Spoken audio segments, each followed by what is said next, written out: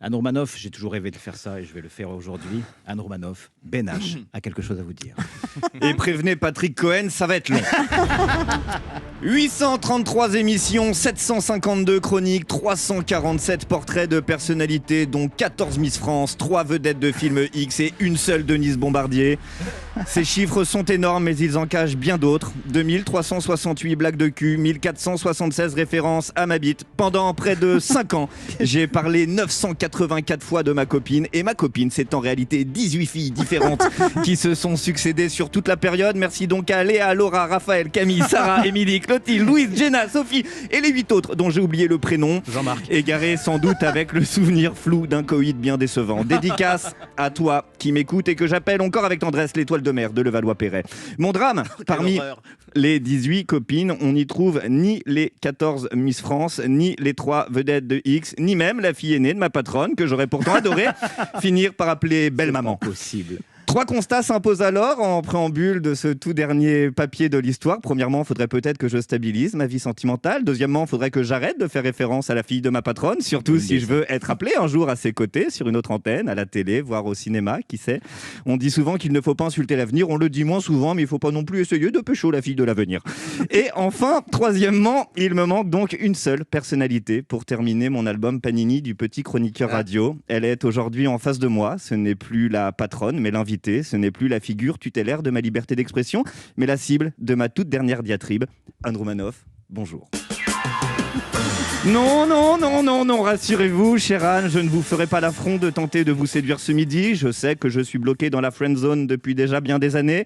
Je ne tenterai pas de vous séduire, non, mais rassurez-vous, Anne Romanoff, je ne compte pas non plus raconter les dossiers gênants dans cette chronique. Non, pour les dossiers gênants, j'ai vendu les droits à un éditeur qui publiera un roman de 500 pages à paraître à l'automne et intitulé « Parfois elle est normale ».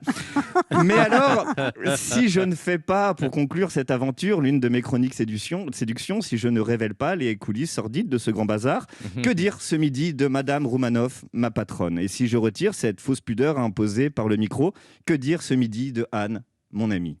Je crois que je te dirais peut-être simplement merci. Merci pour tout et pour tout le reste. Merci d'avoir réalisé mon rêve il y a 4 ans et demi de cela en me mettant un micro devant la bouche.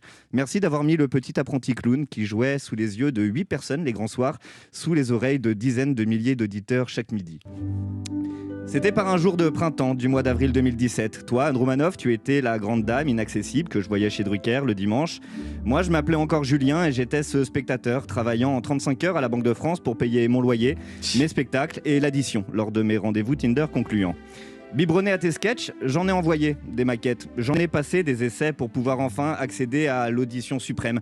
L'audition avec toi, ce fut dur, ce fut long. Quelle fut lourde à pousser la porte du show business. Non, je déconne. Non, sérieusement, j'ai décroché audition en fumant un pétard avec ton ex-mari pendant un festival d'humour à Strasbourg. Mais peu importe le comment. Depuis, il y a eu ces 4 années et demie à fréquenter presque quotidiennement l'une des papesses de l'humour hexagonal. 4 années et demie à passer aux côtés de la Dame en Rouge aux plus de 30 années de carrière. Et derrière la vedette, la femme de la vraie vie, ultra sensible, pleine de doutes, généreuse et humaine, maladroite et courageuse, touchante, le regard souvent très tendre, parfois un peu noir, et un jour sur 2, on peut même y voir des larmes. J'ai beaucoup ri, j'ai tellement appris. Tu m'as soutenu, tu m'as repris, encore, je t'ai aimé, je t'ai détesté, j'ai eu envie de tout te donner, j'ai eu envie de démissionner aussi, plein de fois. C'est jamais facile les belles histoires lorsqu'il s'agit de les faire durer. Il n'y avait pas que moi. Il n'y avait pas que toi, Anne, il y avait aussi tous les autres, ceux qui sont venus dans ce studio et ceux qui sont restés dans la régie.